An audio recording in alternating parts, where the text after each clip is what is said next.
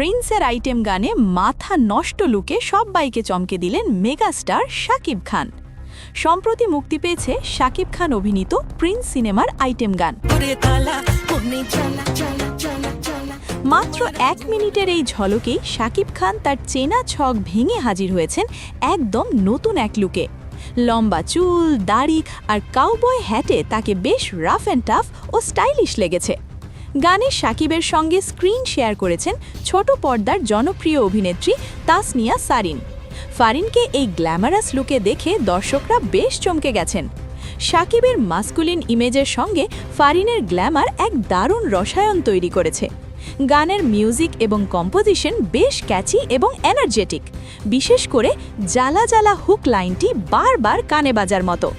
Set design এবং সিনেমাটোগ্রাফিতে একটি western বা কাউবয় সালুনের থিম ফুটিয়ে তোলা হয়েছে, যা সচরাচর আমাদের সিনেমায় দেখা যায় না।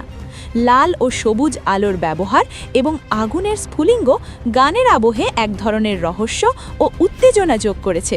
সব মিলিয়ে প্রিন্স সিনেমার এই গানটি শাকিব ভক্তদের জন্য একটি বড় ধামাকা এবং এটি মুভিটির প্রতি দর্শকদের আগ্রহ কয়েক গুণ বাড়িয়ে দিয়েছে। গানটির কোরিওগ্রাফি এবং শাকিবের স্ক্রিন প্রেজেন্স আবারও প্রমাণ করল কেন তিনি ঢাকাই সিনেমার শীর্ষ নায়ক।